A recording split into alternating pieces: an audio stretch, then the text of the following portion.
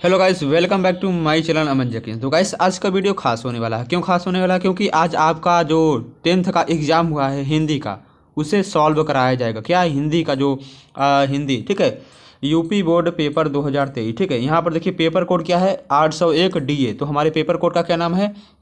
801 DA। तो इसे सॉल्व कराया जाएगा। मतलब आप चेक कर लीजिए, पूर्वांक कितने हैं? 70 नंबर का। आप चेक कर लीजिए, मतलब इसे बताएंगे इस वीडियो में, आप उसे अंदाज़ा लगा सकते हैं कि आप कितने नंबर का किए होंगे, ठीक है। तो पेपर कोड कितना है? 801 DA है। और पेपर कौन सा है? हिंदी। तो आज 16 फरवरी 2023 को आज जिनका पेपर था वो सभी स्टूडेंट देखें। तो कितने 15 मिनट पेपर पढ़ने के लिए दिया जाता है, 3 घंटे पेपर को सॉल्व करने के लिए दिया जाता है। मतलब पेपर कितने होगा? 3 घंटे 15 मिनट। तो यहाँ पर नोट में दिया गया है प्रारंभ में 15 मिनट परीक्षार्थी को प्रश्न पत्र पढ़ने के लिए निर्धारित किए जाते हैं। यदि आप चाहते हैं तो प्रश्न को पढ़ें, नहीं तो आप आंसर कॉपी पेपर पाएँ तो आंसर लिखते लगे, ठीक है। नेक्स्ट क्या दी है? इसमें दिया गया है फाउंडेशन। तो आपका जो पेपर है, पूरा पेपर पैटर्न, आपका जो 10th का हाई स्कूल का पेपर पैटर्न है वो बदल दिया गया है। तो यहाँ पर दिया गया है सभी प्रश्न करना अनिवार्य है।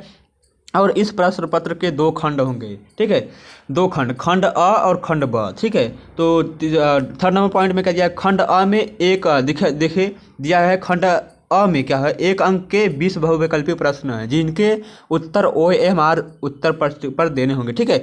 OMR पर हमें आंसर देने होंगे। 4 बहुविकल्पी, मतलब बहुविकल्पी प्रश्न रहेंगे, 4 ऑप्शन रहेंगे। तो उन चारों का ऐसे जो OMR सीट है ऐसे गोला बना होगा, ठीक है। तो उन्हीं, मतलब जैसे पहले का दूसरा सही है तो दूसरे में लगाएंगे, अगर दूसरे का तीसरा सही है तो तीसरे वाले में गोला, मतलब ये पूरा गोला OMR को भरेंगे। मतलब खाली नहीं रहना चाहिए ये गोला। ये मतलब गोले के बाहर ना तो पेन आए, ठीक है, पेन नहीं आना चाहिए। तो नेक्स्ट क्वेश्चन, मतलब नेक्स्ट पॉइंट क्या है? खंड अ के प्रत्येक प्रश्न का निर्देश पढ़कर केवल प्रदत्त OMR, ठीक है, OMR को यदि ध्यान से नहीं भरेंगे तो आपका आंसर गलत हो जाए, 20 नंबर आपका चला जाएगा, ठीक है। OMR पर उत्तर पत्रक पर ही उत्तर दें। OMR उत्तर पत्रक पर उत्तर देने के पश्चात, क्या दिया? उत्तर देने के पश्चात उसे काटे नहीं, इरेजर अथवा वाइटनर का प्रयोग न करें, ठीक है। यदि आप इसमें गोले में लगा दिए, यदि आप उसका आंसर गलत हो गया, यदि मतलब उसे आप दोबारा नहीं लगा सकते, तो जो आंसर लगा दिए तो लगा दिए। तो आशा करते हैं आप OMR पर अपना आंसर जरूर से ज़रूर अच्छा लगाए होंगे, मतलब सही से गोले को लगाएंगे। बस इस गोला है जैसे कि इस गोले के अंदर ही पेन रहना चाहिए, ना बाहर जाए, तभी आपका जो OMR है वो मशीन से चेक होगा। प्रश्न के अंक उसके सम्मुख अंकित है, मतलब जो आप प्रश्न करेंगे उसके सामने उसका अंक दिया रहेगा। खंड बी में कितने 50 अंक के वर्णनात्मक प्रश्न होंगे, ठीक है, मतलब आपको लिखना होगा रिटेन में। खंड ब, ठीक है, खंड ब में सभी प्रश्न के उत्तर एक साथ ही करें, ठीक है। खंड ब में जो हमारा है उसके मतलब सभी प्रश्नों के उत्तर एक ही साथ करें। नेक्स्ट क्या है? हाँ, प्रथम प्रश्न पत्र आरंभ कीजिए तथा अंतिम प्रश्न पत्र तक करते जाइए। जो प्रश्न न आता हो उस पर ध्यान उस पर समय नष्ट न करें। तो सही बात कहा गया है, ठीक है। चलिए हम मतलब बात करते हैं पेपर। तो भाई इस पेपर शुरू, मतलब इसका आंसर बताने से पहले यदि आप इस वीडियो को ज़्यादा से ज़्यादा शेयर करेंगे तो आसानी से आप सभी अपना 10th का हिंदी का पेपर जिसका आंसर की है मिला पाएंगे, और सभी स्टूडेंटों के साथ शेयर करें, ठीक है। तो इसमें पहले क्वेश्चन में क्या पूछा रहा है कि वह विकल्पी प्रश्न है, ठीक है। पहले क्वेश्चन में क्या पूछा है देख लीजिए कि आचार्य रामचंद्र शुक्ल किस युग के लेखक हैं? तो शुक्ल युग, द्विवेदी युग, शुक्लोत्तर युग, भारतेंदु युग।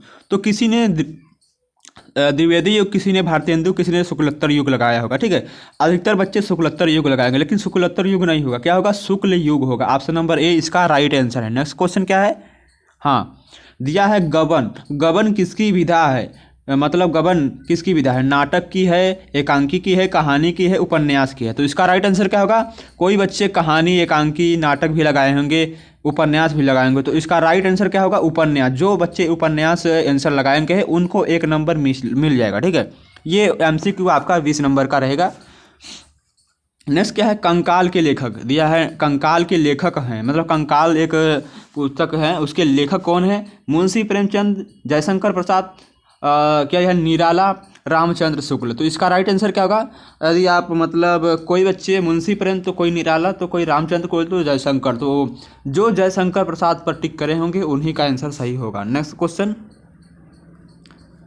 कलम का सिपाही किस कृति का नाम है? ठीक है, कलम का सिपाही किसकी कृति है? तो धर्मवीर भारती, अज्ञेय, जैनेंद्र और अमृत राय। तो जो जिन्होंने ऑप्शन नंबर डी को लगाया होगा उन्हीं का आंसर सही होगा, मतलब कलम का सिपाही अमृत राय की कृति है, option number D. Next question क्या है, शुक्ल युग की समयावधि क्या है? जो हमारा शुक्ल युग है उसकी समयावधि क्या है?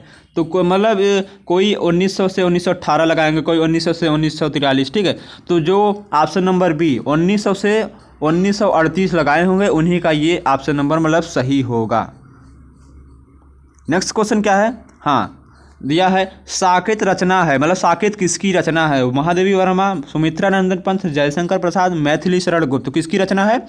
साकत मैथिली शरण गुप्त की रचना है। जो ऑप्शन नंबर डी लगाए होंगे उनका सही होगा। नेक्स्ट क्या हमारा, महादेवी वर्मा कवित्री हैं, मतलब महादेवी वर्मा कवित्री हैं, मतलब महादेवी किसकी कवित्री हैं? प्रगतिवाद, मतलब महादेवी किस युग की कवित्री है, यही पूछा है। तो प्रगतिवाद, द्विवेदी युग, छायावाद युग और प्रयोगवाद युग, तो किसकी है? छायावाद युग की कवि है महादेवी वर्मा, छायावाद की युग की कवित्री हैं। ऑप्शन नंबर सी जो लगाए होंगे उन्हीं का राइट आंसर होगा। ये गाइस आंसर एकदम राइट है, सटीक है, कोई आंसर गलत नहीं है। नेक्स्ट में हमारा क्वेश्चन नंबर 8 में क्या दिया है, हाँ गंगा लहरी किसकी रचना है? गंगा लहरी किसकी रचना है? Option number A. जो बच्चे ऑप्शन नंबर ए लगाए होंगे उन्हीं का राइट आंसर होगा। नेक्स्ट क्वेश्चन, आधुनिक काल की समय सीमा क्या है? जो हमारा आधुनिक काल है, ठीक है, उसकी समय सीमा क्या है? ऑप्शन नंबर डी इसका राइट आंसर है 1843 से अब तक, ठीक है, 1843 से अब तक, ये क्या है? आधुनिक काल की समय सीमा है, इसको ध्यान में रखिएगा। ऑप्शन नंबर डी इसका राइट आंसर है, जो ऑप्शन नंबर डी लगाएंगे उन्हीं का सही होगा। नेक्स्ट क्वेश्चन क्या है हमारा, महादेवी वर्मा की रचना नहीं है, इनमें से महादेवी वर्मा की रचना नहीं है, कौन नहीं है? युगांत, क्या है? ये महादेवी वर्मा की रचना नहीं है, ऑप्शन नंबर सी इसका राइट आंसर है। नेक्स्ट क्वेश्चन क्या है हमारा, हमारे नेक्स्ट क्वेश्चन में पूछ रखा है कि हास्य रस का स्थायी भाव क्या है? तो आपको बचपन से, मतलब कक्षा 9 से 8 से पढ़ाया जा रहा है कि हास्य रस का स्थायी भाव क्या है? हास है, क्या है? हास। ऑप्शन नंबर बी, जो बच्चे ऑप्शन नंबर बी लगाएंगे, आशा करते हैं 99% लोग हास्य लगाए होंगे, ऑप्शन नंबर बी इसका राइट आंसर है, टिक कर लीजिए। नेक्स्ट क्वेश्चन क्या है, पीपर पात सरिस मंडोराई, इसमें कौन सा अलंकार है पूछ रहा है? तो रूपक, उपमा, उत्प्रेक्षा और अनुप्रास, तो इनमें से ऑप्शन नंबर बी इसका राइट आंसर है, उपमा अलंकार होगा। नेक्स्ट क्वेश्चन क्या है हमारा, सरोठा छंद में कितने चरण होते हैं? ठीक है, सरोठा छंद में चरण होते हैं, कितने होते हैं? 4, 2, 3, 1, तो कौन होते हैं? 4 होते हैं, ऑप्शन नंबर ए इसका राइट आंसर है। नेक्स्ट क्वेश्चन, नेक्स्ट क्वेश्चन में क्या पूछ रखा है, उपदेश शब्द में प्रयुक्त उपसर्ग है, ठीक है, उपदेश शब्द है एक, उसमें प्रयुक्त उपसर्ग क्या है? तो क्या है? उ है कि अ है कि उप है कि अन है? क्या है? ऑप्शन नंबर सी उप है, जो उप लगाए होंगे उन्हीं का राइट आंसर होगा। नेक्स्ट क्वेश्चन क्या हमारा, कि प्रत्यय के भेद हैं, मतलब प्रत्यय के कितने भेद होते हैं? तो प्रत्यय के कितने भेद होते हैं? 4, 5, 3, 2, तो इसका राइट आंसर क्या है? ऑप्शन नंबर डी 2 होते हैं। प्रत्यय के कितने भेद होते हैं? 2 होते हैं, ऑप्शन नंबर डी इसका राइट आंसर। जो बच्चे ऑप्शन नंबर डी का चयन करेंगे उन्हीं का राइट आंसर होगा। नेक्स्ट क्वेश्चन, हानि लाभ में कौन सा समाज है? द्वंद्व समाज है, कर्मधारा, द्विगु और बहुव्रीहि, तो कौन सा समाज है? द्वंद्व, मतलब ऑप्शन नंबर ए इसका राइट आंसर है। नेक्स्ट क्वेश्चन क्या है, मछली का पर्यायवाची क्या, मतलब मछली का पर्यायवाचिक शब्द क्या है? द्विज है, रसना है, मीन है, मूढ़ है, क्या है? मीन। मछली का पर्यायवाचिक शब्द क्या है? मीन है, ऑप्शन नंबर बी इसका राइट आंसर है। नेक्स्ट क्वेश्चन, यद्यपि में कौन सी संधि है? यद्यपि में कौन सी संधि है? अयादि संधि, दीर्घ संधि, यड़ संधि, वृद्धि संधि, कौन संधि है? कौन सी संधि है? यड़ संधि, ऑप्शन नंबर सी इसका राइट आंसर है according to the question. Next question क्या है, हाँ मधु शब्द का द्वितीय विभक्ति बहुवचन रूप क्या है? मधुनी है। मधु शब्द का द्वितीय विभक्ति बहुवचन रूप क्या है? अब मधुनी, मतलब ऑप्शन नंबर डी इसका राइट आंसर है। तो बहुत से बच्चे मधुनी लगाएंगे, ठीक है, ये वाला र होगा, ठीक है, न कि ये वाला र होगा, उड़ंतुआ र होगा, ठीक है, मतलब उड़ंतुआ ऊ होगा, ठीक है, ऐसे वाला, ये वाला, ठीक है, ऑप्शन नंबर डी इसका राइट आंसर है। नेक्स्ट क्वेश्चन क्या है, पठिताम धातु का वचन एवं पुरुष है। पठिताम जो धातु है वचन एवं पुरुष क्या है? ये आपके हिंदी व्याकरण क्वेश्चन चलिए आएगा। गाइस पेपर बहुत इजी है, यदि आप पढ़ के गए होंगे तो आप 77 नंबर का पेपर करके आएंगे, ठीक है, बहुत इजी पेपर है, पेपर पैटर्न पूरा चेंज कर दिया गया है। नेक्स्ट क्वेश्चन मतलब क्या है, पठिताम धातु का वचन एवं पुरुष क्या है? प्रथम पुरुष क्या है, प्रथम पुरुष द्विवचन क्या है, पठताम क्या है, प्रथम पुरुष का है और उसका वचन कौन सा है, द्विवचन है। नेक्स्ट क्वेश्चन की बात करते हैं हम। अब आपका खंड ब का क्वेश्चन शुरू होगा। हाँ तो देखिए दिया गया है, देखिए ये क्या है, खंड ब का क्वेश्चन है। तो खंड ग का क्वेश्चन आपको सॉल्व नहीं कराया जाएगा, ये आप सॉल्व करेंगे, बस आपको बताया जाएगा कि आप इसी तरह से करे होंगे, तो मतलब बताया जाएगा कि कौन से कहाँ से लिया गया है, ठीक है। तो गाइस खंड ब में क्या क्वेश्चन दिया गया है, खंड ब में आपके क्वेश्चन दिया गया है वर्णनात्मक प्रश्न शुरू होगा अब यहाँ से। तो निम्नलिखित गद्यांश पर आधारित दिए गए प्रश्न का उत्तर है। गद्यांश प्रश्न कितने नंबर का है, 3 नंबर का गद्यांश है और उससे जो रिलेटेड प्रश्न है 2 नंबर का। तो टोटल कितने हो गए, 6 नंबर का प्रश्न आपका है। यदि आप कर लेते हैं, यदि आप 3 नंबर का भी करेंगे तो 3 नंबर का मिलेगा, मतलब जितना करेंगे आप उतना नंबर में। तो आइए हम समझा देते हैं आपको क्वेश्चन कैसे होगा। तो इसमें क्या हमें रेखांकित अंशों की व्याख्या करना है। क्या रेखांकित अंशों की व्याख्या करना, जो ये रेखा है उसी का हमें व्याख्या करना है। तो मैं पूछ रहा है कि आज हम इसी निर्मल शुद्ध शीतल और स्वस्थ अमृत की तलाश में है और हमारी इच्छा अभिलाषा और प्रयत्न है यह है कि वह इन सभी अलग अलग बहती नदियों में अभी भी उसी तरह बहता है रहे, ठीक है, और इनको वह अमृत देता रहे जो जमाने के हजारों थपेड़ों को बर्दाश्त करता हुआ भी आज हमारे अमृत को कायम रखते हुए रखा है, ठीक है। तो गाइस ये मतलब जो गद्यांश है कहाँ से लिया गया है, तो नीचे क्वेश्चन क्या है हमारा, क्वेश्चन को देख लेते हैं हम। हाँ क्वेश्चन में दिया गया है कि उपयुक्त गद्यांश का संदर्भ लिखें। तो संदर्भ आप अपने मतलब अपने हिसाब से, अपने माइंड, अपने लैंग्वेज से भी लिख सकते हैं। आप जितना भी अपने मतलब माइंड से लिखेंगे वो आपका बहुत सही होगा, ठीक है, तो गलत कभी नहीं होगा। आप अपने से लिख लीजिएगा, बस इस क्वेश्चन को पढ़िए और इस क्वेश्चन में मतलब क्या पूछ रहा है, क्या कह रहा है, बस उसी हिसाब से इसका गद्यांश मतलब अनुवाद करिए, ठीक है। तो सबसे पहले आप क्या डालेंगे, सबसे पहले आपका क्या होगा, संदर्भ होगा। क्या होगा, सबसे पहले आप संदर्भ लिखेंगे। इसमें क्या पूछा, संदर्भ नहीं लिखेंगे, ठीक है, संदर्भ नहीं लिखेंगे। इसमें क्या पूछा, निम्नलिखित गद्यांश पर आधारित दिए गए प्रश्नों का उत्तर कीजिए, ठीक है। हाँ इसे पूछ रहा है उपयुक्त गद्यांश का संदर्भ लिखिए। तो संदर्भ क्या में लिखेंगे हम, संदर्भ में लिखेंगे कि हम प्रस्तुत पद्यांश, ये क्या है, भारतीय संस्कृति पाठ से लिया गया है, ठीक है। मतलब आपके बुक में भारतीय संस्कृति पाठ होगा गद्य का, उसी से लिया गया है। उसके लेखक क्या है, डॉक्टर राजेंद्र प्रसाद हैं। तो इसका संदर्भ कैसे लिखेंगे, ऐसे लिखेंगे, देखिए सुनिए, प्रस्तुत गद्यांश हमारी पाठ्य पुस्तक हिंदी के खंड काव्य में संकलित भारतीय संस्कृति नामक पाठ से लिया गया है। क्या, भारतीय संस्कृति नामक पाठ से लिया गया है। इसके लेखक कौन है, डॉक्टर राजेंद्र प्रसाद, ठीक है, कौन लेखक है, इसके लेखक डॉक्टर राजेंद्र प्रसाद है। बस इतना लिख के उसे क्लोज कर देंगे। और नेक्स्ट मतलब ब वाले क्वेश्चन में, मतलब दूसरा नंबर क्वेश्चन में क्या दिया, गद्यांश के रेखांकित अंश का भाव स्पष्ट कीजिए, ठीक है।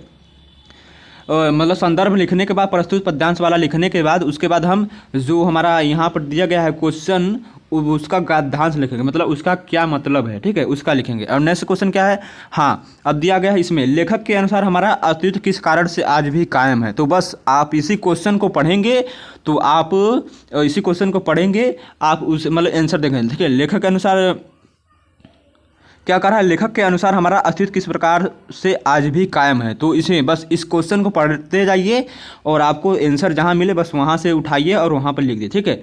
लेखक के अनुसार क्या कर रहा है, आज हमारा अस्तित्व कायम हुए रखा रखे, ठीक है।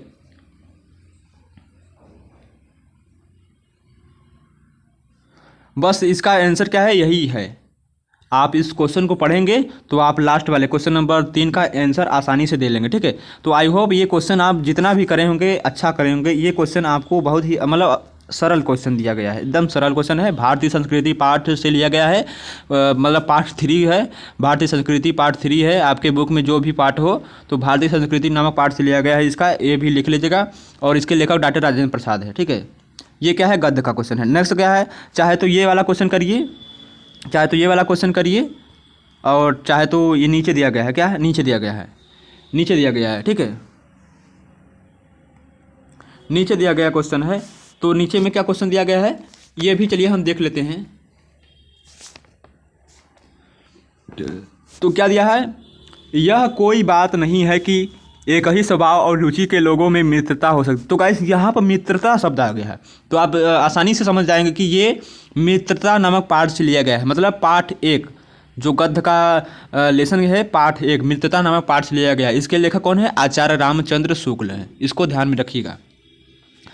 तो मित्रता यहाँ पर आ गई, तो मित्रता नामक पाठ लिया गया। समाज में विभिन्नता देखकर लोग एक दूसरे की ओर आकर्षित होते हैं। जो गुण हम में नहीं है, हम चाहते हैं कि कोई ऐसा मित्र मिले जिसमें वह गुण हो।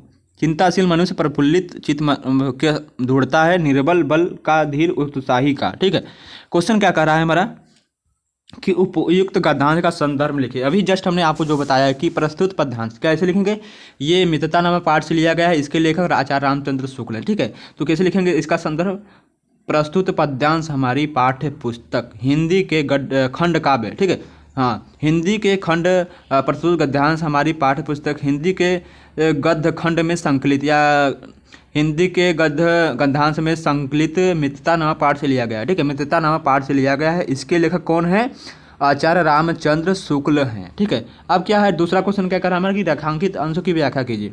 तो गाइस आप इस क्वेश्चन को मित्रता नामक मतलब मित्रता दिया है, तो आप इसे समझ जाए कि मित्रता से रिलेटेड जानकारी इसमें होनी चाहिए। आप इस क्वेश्चन को पढ़िए 2-3-4 बार, फिर उसके बाद जो मन में आए वही लिख दीजिए। ठीक है, मित्रता नामक पाठ से लेगा तो एग्जामिनर 5 नंबर तो कहीं नहीं गया है, 5 नंबर या 4 नंबर आपको एग्जामिनर को देना ही देना है यदि आप इसे अपने से बनाकर अच्छे से लिखेंगे। बस आपको मालूम होना चाहिए कि किस पाठ से क्या नाम है, उसके लेखक हैं। ठीक है, नेक्स्ट क्या है हमारा, व्यक्ति एक दूसरे की ओर क्या देखकर आकर्षित होते हैं। ठीक है, व्यक्ति एक दूसरे की ओर क्या देखकर आकर्षित होते हैं लेखक के अनुसार। ठीक है, तो आप इसमें क्या लिखेंगे, लेखक के अनुसार, लेखक के अनुसार, फिर उसी में क्या है इस क्वेश्चन में जो है बस वही उतार देंगे, आपका आंसर बन जाएगा। आपको 6 नंबर या 5 नंबर ज़रूर से ज़रूर मिल जाएगा। 5 नंबर तो आपको कहीं नहीं मिला है, यदि आप अच्छे से लिखे होंगे तो 5 नंबर आपको ज़रूर से ज़रूर मिलेगा। नेक्स्ट क्वेश्चन की तरफ बढ़ते हैं हम। हाँ, नेक्स्ट क्वेश्चन में हमारे दिया है क्वेश्चन नंबर 2। ठीक है, खंड ब का, तो दिए गए गद्यांश पर आधारित प्रश्नों उत्तर की व्याख्या कीजिए। तो गाइस प्रश्न 2 में दिया गया है, दिए गए गद्यांश पर आधारित प्रश्न के उत्तर की व्याख्या कीजिए। तो यहाँ पर क्या दिया गया है, निर्गुण कौन देश को वासी, मधुकर कही सुझाए, धो कैसे सोह दे। ठीक है, और नीचे क्या दिया गया है, बुझती साच न आछी हाची, जो जनक को जननी, को नारी को दासी, कैसे वर्ण बेस के केसो, किही रस में अभिलाषी, पावे पूरी कयो अपनों, को करेगी गासी, सुनत मौन रे रहे बावरो, सूरत सबे मासी नासी। ठीक है, ये क्या है हमारे एक ये हमारे एक काव्य है। ठीक है, काव्य में संकलित जो हमारा है वो काव्य से लिया गया है। तो गाइस ये जो हमारा काव्यांश दिया गया है, ठीक है, मतलब गद्यांश और पद्यांश, ये हमारा जो पद्यांश है ये कहाँ से लिया गया है, ये जो हमारा पद्यांश दिया गया है, ये जो पद्यांश है ये कहाँ मतलब कौन से लेसन का है, सूरदास। तो इसके लेखक कौन है, सूरदास हैं। और कहाँ से लिया गया है, पद। ठीक है, काव्य खंड में संकलित पद से लिया गया है। ठीक है, पद नामक शीर्षक से लिया गया है। तो इसका चलिए आंसर क्वेश्चन देखते हैं।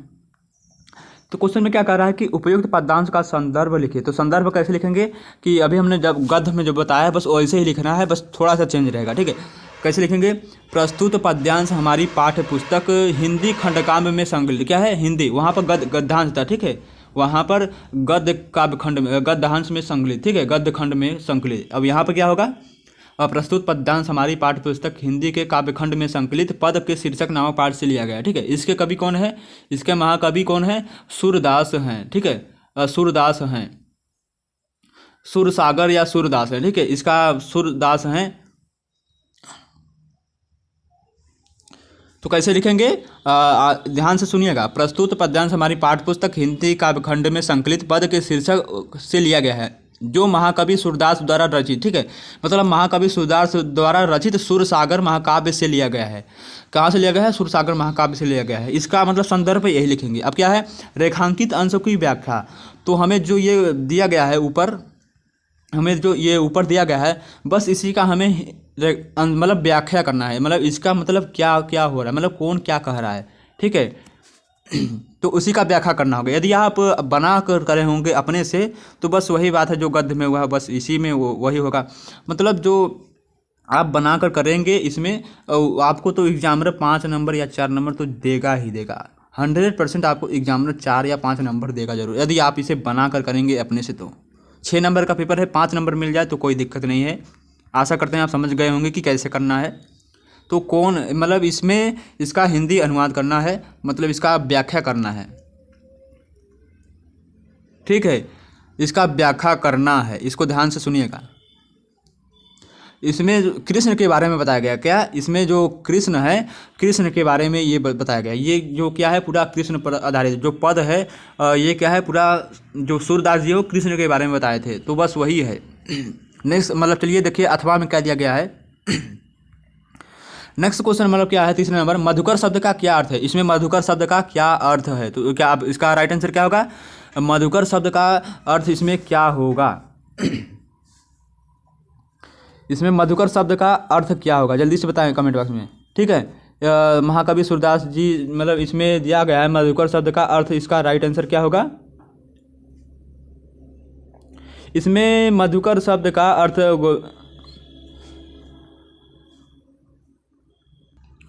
तो गाइस इसमें मधुकर शब्द का अर्थ क्या होगा, मधु, मधु मतलब दिया है, मधु का मतलब क्या होता है, मधुमक्खी, ठीक है। मधुकर शब्द का क्या अर्थ होगा, मधुमक्खी, ठीक है। मधु शब्द जो है मधुमक्खी से लिया गया है, तो आप आसानी से समझ गए। सबसे पहले इसमें हम क्या लिखेंगे, सबसे पहले इसका हम संदर्भ लिखेंगे प्रस्तुत पद्यांश वाला, ठीक है। उसके बाद हम क्या हेडिंग डालेंगे, प्रसंग डालेंगे, मतलब क्या कह रहा है। प्रसंग में हम क्या लिखेंगे कि जो इसमें कहा गया है कृष्ण के बारे में, ब्रज की गोपाएं उद्धव जी से निर्गुण ब्रह्मा के स्वरूप के व्यक्तित्व के संबंध में पूछती हैं, क्या उनके व्यक्तित्व के संबंध में पूछती हैं। फिर उसके बाद क्या करेंगे, पहले में हम क्या लिखेंगे, उसका संदर्भ लिखेंगे, फिर दूसरे हेडिंग में क्या लिखेंगे, प्रसंग लिखेंगे, ठीक है, प्रसंग लिखेंगे, और तीसरे हेडिंग में क्या लिखेंगे, रेखांकित अंश की व्याख्या, और चौथे में हमारा जो क्वेश्चन दिया गया है वो हम लिखेंगे, ठीक है। मधुकर शब्द का अर्थ क्या है, मधुकर शब्द का अर्थ यहाँ पर क्या लिया गया है, मधुकर शब्द से, अतः लिखेंगे मधुकर शब्द से यह तात्पर्य है कि मधुमक्खी, ठीक है। इतना लिख देंगे, आपको 6 या 5 नंबर आसानी से मिल जाएगा। और देखते हैं अथवा वाले में क्वेश्चन में क्या दिया गया है, और चाहे तो आप वो मतलब वो वाला करिए और चाहे तो ये वाला करिए। तो गाइस अथवा वाले क्वेश्चन में क्या दिया है, अतुल्य, यह है अतुलनीय जिसके प्रताप का साक्षी है प्रत्यक्ष दिवाकर, धूम धूम कर देख चुका जिनकी निर्मल कृति निशाकर, देख चुके जिनका वैभव ये नभ के अनंत तारागर, ठीक है। अगणित बार सुन चुका है नभ जिनका विजय घोष रण गर्जन, ठीक है। ये क्वेश्चन दिया गया है, ठीक है। मतलब खंड जो काव्यांश में है जो दिया गया है, हमारा मतलब हमारे गद्य और काव्य, ठीक है, 2 होते हैं। तो जो हमारे काव्य हैं उसमें ये 2 क्वेश्चन दिए रहते हैं, तो आज अथवा में दिए रहते हैं, चाहे वो करिए चाहे वो करिए। तो ये वही दूसरा वाला है, क्या है, दूसरा वाला है, गद्यांश और पद्यांश, ठीक है, दिया गया है दूसरा वाले क्वेश्चन में। तो आप कैसे करेंगे, सेम वही जो मतलब पहले वाले में बताए हम कि उपयुक्त पद्यांश का संदर्भ लिखें। संदर्भ में कैसे लिखेंगे, तो ये जो हमारा दिया गया है संदर्भ, जो हमारा पद्यांश दिया गया है कहाँ से लिया गया है, इसके लेखक कौन है, ये कहाँ से लिया गया है, पद्यांश कैसे लिखेंगे, संदर्भ इसका कैसे लिखेंगे, मतलब इसका जो पद्यांश दिया है इसका संदर्भ कैसे लिखेंगे। सबसे पहले हम इसमें संदर्भ हेडिंग डालेंगे, क्या लिखेंगे, सबसे पहले जो हमारा दिया गया है, जो संदर्भ दिया है सबसे पहले मतलब शुरू का दिया गया है, ठीक है। जैसे शुरू में हमें क्या दिया गया है, शुरू में हमें क्या दिया है, अतुल्य दिया गया है, देखिए अतुलनीय दिया गया है। सबसे पहले इसे लिखेंगे, फिर डैश डैश डालेंगे, फिर जो लास्ट में दिया गया, क्या लास्ट में क्या दिया है, रण गर्जन, तो इसे रण गर्जन लिखेंगे डैश डैश के बाद, ठीक है। इतना लिखने के बाद पहले हेडिंग डालेंगे, क्या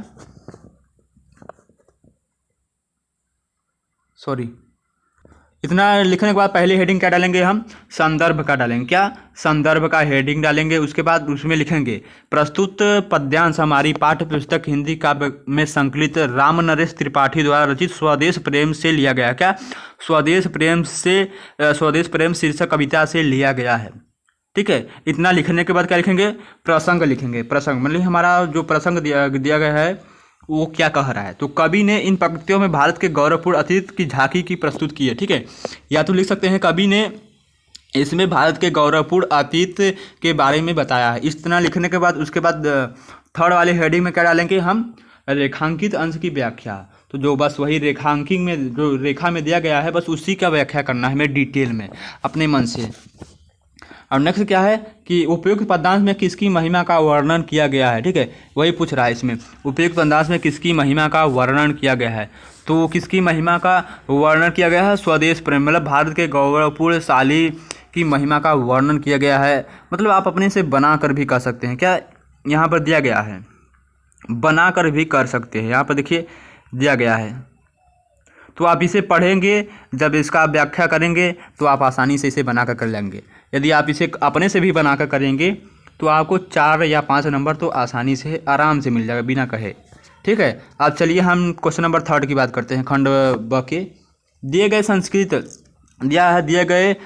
गद्यांश में किसी एक संदर्भ का हिंदी सहित अनुवाद कीजिए। कितने नंबर का है? 5 नंबर का है। 2 नंबर का यहाँ पर दिया गया है, संदर्भ दिया गया है, और 3 नंबर का क्या है? इसका व्याख्या है। ठीक है, तो इसमें दिया गया है कि दिए गए संस्कृत गद्यांश में किसी एक का संदर्भ सहित हिंदी में अनुवाद करना। ठीक है, संदर्भ भी लिखना है और हिंदी में अनुवाद, बस 2 ही लिखना है। तो यहाँ पर दिया गया है, एषा नगरी भारतीय संस्कृत भाषायां केंद्र स्थलम अस्ति इत एवं संस्कृतवादस्य संस्कृत च श्लोक सर्वत। सॉरी गाइस, हमें संस्कृत उतना नहीं आता, तो फिर भी लाज बुहा कर पढ़ लेते हैं। तो मुगल युवराज दारा शिकोह अत्रागत्य भारतीय दर्शन शास्त्राणाम अध्ययन अकरोत् स तेषा ज्ञानं तथा प्रभावित अभवत यत तेन उद्दिश्य। ठीक है, अनुवाद पारसी भाषायाम करिए। ठीक है, अब इसमें क्या कह रहा है कि मतलब उसी के बारे में, मतलब इसका हिंदी में अनुवाद बताना है। ये जो संस्कृत है इसी का हिंदी में अनुवाद बताना है। तो ये गाइस आप अपने जो भी विद्या श्योर सीरीज या बुक होगा उसमें खोजिएगा। ठीक है, आपको यहाँ पर मिलेगा, आपको संस्कृत का पाठ पहला जो है वाराणसी, उसी में ये मिलेगा। ठीक है, वाराणसी पाठ। तो चलिए हम इसका बता देते हैं, इसका संदर्भ कैसे लिखेंगे। ठीक है, संदर्भ कैसे लिखेंगे? प्रस्तुत अवतरण हमारी, ठीक है, मतलब प्रस्तुत पाठ्य पुस्तक हमारी हिंदी के संस्कृत खंड के अंतर्गत वाराणसी नामक पाठ से लिया गया है। ठीक है, क्या लिखेंगे? बस इतना लिखेंगे, संदर्भ हेडिंग डालेंगे और उसमें लिखेंगे प्रस्तुत पाठ्य पुस्तक हमारी संस्कृत खंड के किसने? वाराणसी नामक पाठ से लिया गया है। बस इतना लिखेंगे। उसके बाद क्या? हेडिंग डालेंगे हिंदी में अनुवाद। फिर क्या? जो आपको इसमें संस्कृत में समझ में आ रहा है बस उसी का हिंदी में लिख दीजिए, आपको नंबर मिल जाएगा। तो ये कितने नंबर का है? 5 नंबर का। तो ये भी यदि आप अपने से बना कर करेंगे तो आपको 4 नंबर, 3 नंबर तो कहीं नहीं गया है। ठीक है, नेक्स्ट क्वेश्चन चलते हैं। इसी का अथवा में दिया गया है, देखिए यहाँ पर अथवा दिया गया है। ठीक है, अब चलिए देखते हैं अथवा में क्या दिया गया है। हाँ, अथवा में दिया गया है कि अस्माक संस्कृत सदा गतिशील वर्तते, मानव जीवन संस्कृतु ऐसा यथासमय नवा नवा। ठीक है, ये भी चैप्टर देखिए दिया गया है। अच्छा, ये भी क्या है हमारे मतलब आप अपने बुक या सीरीज में पाठ खोलेंगे, क्या? पाठ 2 भारतीय संस्कृति नामक पाठ से ये लिया गया है। ठीक है, यहाँ पे देखिए अस्माक संस्कृति, वो क्या था? वाराणसी नामक पाठ से लिया गया है। ये क्या है? भारतीय संस्कृति नामक पाठ से लिया गया है। तो बस इसी का हिंदी में अनुवाद करना है। तो चलिए हम इसका बताते हैं कैसे होगा। ठीक है, अथवा में दिया गया है, अथवा चाहे वो वाराणसी वाला करे चाहे तो भारतीय संस्कृति वाला करें, 2 दिया गया है। तो इसका भी संदर्भ कैसे लिखेंगे? प्रस्तुत पद्यांश। ठीक है, सॉरी, हाँ, प्रस्तुत पद्यांश हमारी पाठ्य पुस्तक क्या है? किसका? कैसे लिखेंगे? प्रस्तुत गद्यांश। कैसे लिखेंगे? ये प्रस्तुत गद्यांश हमारी पाठ्य पुस्तक क्या दिया है? पाठ्य पुस्तक हिंदी संस्कृत खंड में संकलित भारतीय संस्कृति नामक पाठ से लिया गया है। ठीक है, इसमें भारतीय संस्कृति के आदर्शों का वर्णन किया है। आप अपने से जो भी कुछ लिख सकें। कैसे लिखेंगे इसका संदर्भ? प्रस्तुत गद्यांश हमारी पाठ्य पुस्तक हिंदी के संस्कृत खंड में संकलित भारतीय संस्कृति नामक पाठ से लिया गया है। इसमें लेखक ने या भी जो भी लिखा होगा, इसमें भारतीय संस्कृति के आदर्शों का वर्णन किया गया है। और भी कुछ लिख सकते हैं, और उसके बाद बस हम हिंदी अनुवाद डालेंगे और इसका हिंदी में अनुवाद कर देंगे। ठीक है, नेक्स्ट क्या है हमारा? क्वेश्चन नंबर 4, दिए गए संस्कृत पद्यांश में किसी एक संदर्भ का हिंदी सहित अनुवाद कीजिए। तो हमें दिया गया है इसका हिंदी में अनुवाद करना है। तो क्वेश्चन नंबर 4 में क्या दिया है? दिए गए संस्कृत पद्यांश में से किसी एक संदर्भ का संदर्भ सहित हिंदी में अनुवाद करिए। क्या दिया है? उत्तर यत समुद्र से हिमा दे सचेव दक्षिणम वर्त तद भारतम नाम यत सतति। ठीक है, या तो अथवा नीचे क्या दिया गया हमें? या दिया गया है यहाँ पर किनु नु हित्वा प्रियो भवन्ति।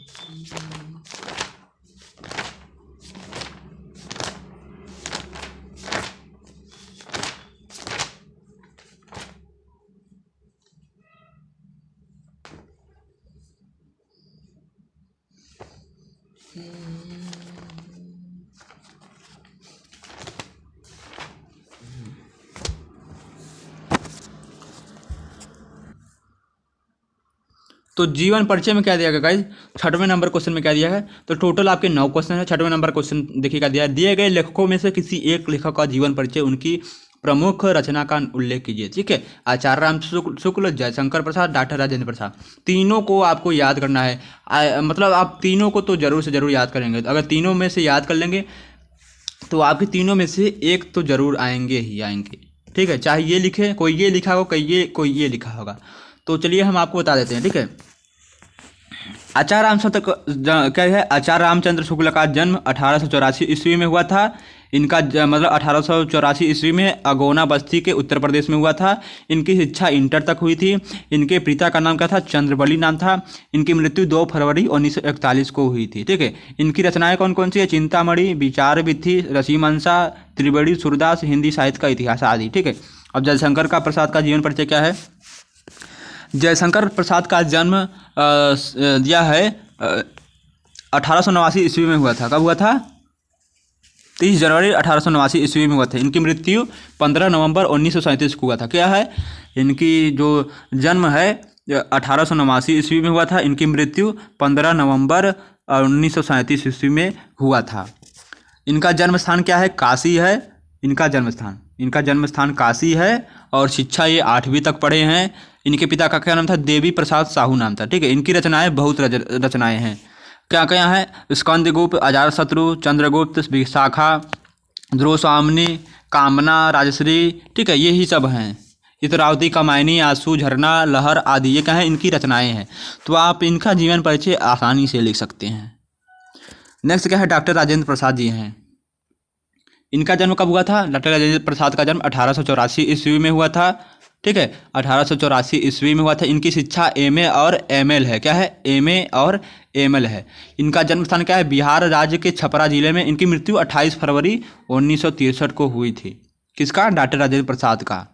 और इनकी रचनाएं क्या है, भारतीय शिक्षा, ठीक है, गांधी जी की देन, शिक्षा और संस्कृति, मेरी आत्मकथा, बाबूजी के कदमों में, मेरी यूरोपात्रा। ठीक है, ये क्या है, इनकी कुल रचनाएं हैं। तो आई होप ये आप जो दिया गया है इनकी लेखक की रचनाएं आप आसानी से किए होंगे। चलिए अब हम कुछ और कवि जो हैं क्या यह है, कवि जो पद्यांश के हमारे कवि हैं उनके लेखकों के नाम और रचनाएं के बारे में बात करते हैं। तो गाइस इसमें क्या दिया है, तुलसीदास, सुभद्रा कुमारी चौहान, बिहारी। तो तुलसीदास, अधिकतर बच्चे क्या लिखेंगे, तुलसीदास। तो चलिए बताते हैं तुलसीदास का जन्म कहाँ हुआ था। तो तुलसीदास का जन्म 1554, मतलब इनके जन्म में मतभेद था। तो आप इतना भी लिख सकते हैं कि इनके जन्म में मतभेद था। इनका जन्म 1554 ईस्वी को हुआ था। मृत्यु इनका 1660 ईस्वी में हुआ था। ये कहाँ से मतलब कहाँ हुए, पैदा हुए थे, राजापुर के बांदा जिले में पैदा हुए थे। इनकी माता का नाम हुलसी तथा पिता का नाम आत्माराम दुबे था। ठीक है, इनके गुरु का नाम था नरसिंह दास शेष सनातन। ठीक है, पत्नी इनकी क्या थी, रत्नावली थी। तो आप कभी तुलसीदास के बारे में अच्छी तरह से जानते होंगे, अच्छी तरह से पढ़े होंगे, इनके बारे में अच्छी तरह से लिखे होंगे। तो आपको कितने नंबर का मिलेगा, 5 नंबर का। ठीक है, उनकी प्रमुख रचना, ठीक है, जीवन परिचय पर 3 नंबर और उनकी रचना पर 2 नंबर मिलेगा। तो इनकी रचनाएं क्या क्या थी, इनकी रचनाएं देखिए, तुलसीदास की कितनी रचनाएं थी, रामचरितमानस, विनय पत्रिका, कवितावली, दोहावली, गीतावली। ठीक है, ये सब क्या थी, इनकी रचनाएं थी। नेक्स्ट क्या है हमारा, सुभद्रा कुमारी चौहान। तो इनका जन्म कब हुआ था, तो इनका जन्म 1904 ईस्वी में हुआ था। मृत्यु इनकी कब हुई थी, 15 फरवरी 1948। ध्यान से सुनिएगा। इनका जन्म स्थान निहालपुर, क्या है, निहालपुर इलाहाबाद में हुआ था। इनके पति का क्या नाम था, डॉक्टर लक्ष्मण सिंह चौहान नाम था। इनके पिता का नाम क्या था, ठाकुर रामनाथ सिंह। और इनकी रचनाएं कौन कौन सी हैं, मुकुल, त्रिधारा, बिखरे मोती, उन्नमादिनी। क्या है, इनकी रचनाएं हैं। इसको ध्यान से सुनिएगा, लिख लीजिए। और क्या है, बिहारी, ये क्या है, बिहारी की क्या है, बिहारी लाल आपके चैप्टर में होंगे। तो बिहारी लाल में क्या दिया गया है कि बिहारी लाल की जीवन परिचय का मतलब इनका जन्म कब हुआ था, 1595 ईस्वी में बसुआ के गोविंदपुर में हुआ था। इनकी मृत्यु 1663 ईस्वी में हुई थी। पिता का इनके क्या नाम था, केशव राय था नाम था। रचना बिहारी सतसई 700 दोहों का संग्रह। ठीक है, इनकी रचना क्या है, बिहारी सतसई। तो गाइस आप आसानी से लिखे होंगे इनकी रचनाएं। तो गाइस रचना में क्या है, आप जो जीवन परिचय है कवि का लिखने का ट्रिक क्या है कि आप बस उनका नाम, स्थान, जन्म, पिता का नाम, ठीक है, माता का नाम, पढ़ाई लिखाई उनका, बस इतना जानते रहेंगे तो आप आसानी से आप बनाकर भी इनका जीवन परिचय लिख सकते हैं। चलिए नेक्स्ट क्वेश्चन की तरफ बढ़ते हैं। तो हमारे क्वेश्चन नंबर 8 में क्या दिया गया है, निम्नलिखित में से किन्हीं 2 प्रश्नों के उत्तर संस्कृत में देना है। तो इन क्या दिया है, 4 क्वेश्चन दिए गए, इनमें से किन्हीं 2 प्रश्नों का उत्तर हमें संस्कृत में देना है। तो पहले में क्या दिया है, ज्ञान कुत्र संभवति, तो इसका संस्कृत में अनुवाद क्या होगा, ज्ञानम सर्वत्र संभवति। क्या होगा, ज्ञानम सर्वत्र, क्या दिया है, सर्वत्र, ज्ञानम सर्वत्र, इसको ध्यान से देखिए, सर्वत्र संभवती। चलिए हम इसका आंसर आपको टेलीग्राम में प्रोवाइड कराएंगे। तो इसका क्या होगा, ज्ञानम कुत्र संभवती, ये मतलब दिया गया है कि निम्नलिखित में से किन्हीं 2 प्रश्नों के संस्कृत में अनुवाद करना है। संस्कृत में दिया गया है, संस्कृत में ही अनुवाद करना है। तो ज्ञानम कुत्र संभवती मतलब ज्ञान किससे मतलब प्रभावित होता है। तो ज्ञानम सर्वत्र संभवती मतलब ज्ञान सभी जगह से प्रभावित होता है। नेक्स्ट क्या है हमारा, भारतीय संस्कृति मूल किम अस्ति। क्या दिया है, भारतीय संस्कृति मूल किम अस्ति, इसका राइट आंसर क्या है, भारतीय संस्कृति मूल किम अस्ति। तो इसका राइट आंसर क्या होगा, मतलब इसका संस्कृत में अनुवाद क्या करें, मतलब पूछ रहा है कि भारतीय संस्कृति का मूल नाम क्या है।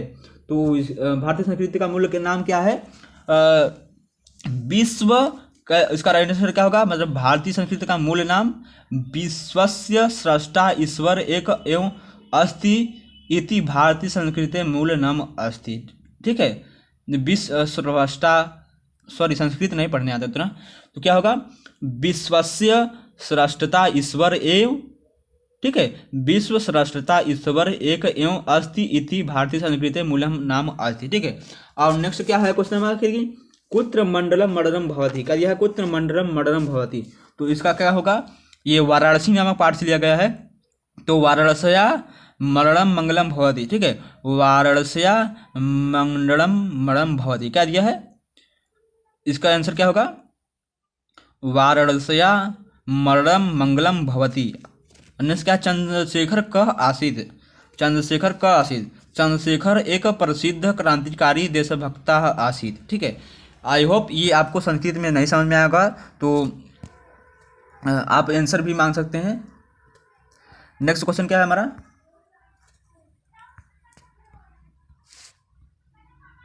लास्ट क्वेश्चन क्या दिया गया है हमारा, लास्ट क्वेश्चन में दिया है निम्नलिखित में से किसी एक पर निबंध लिखना। तो आप निबंध आसानी से लिख सकते हैं, आतंकवाद के कारण, आतंकवाद, ठीक है, कारण एवं उसका निवारण लिखना है, वृक्षारोपण के बारे में, मेरा प्रिय कवि, नारी सशक्तिकरण के बारे में लिखना है। तो आप इनमें से कोई भी लिखेंगे आपको 9 नंबर मिलेगा। क्या, 9 नंबर मिलेगा। तो आप यदि लिख भी लेते हैं अपने से बना बनाकर तो आपको 5 नंबर, 6 नंबर, जैसा जो एग्जामिनर आपको मिल जाए। तो आई होप, आशा करते हैं आपको एग्जामिनर अच्छा मिले, आपका काफ़ी अच्छा चेक हो। तो आई होप ये वीडियो आपको बहुत ही अच्छा लगा होगा। तो सभी स्टूडेंटों के साथ शेयर करें इस वीडियो को और अपना आंसर की मिला लें कि कितना हमने सही किया गया है। ठीक है, तो चलिए नेक्स्ट वीडियो मिलते हैं आपसे अगले पेपर के साथ।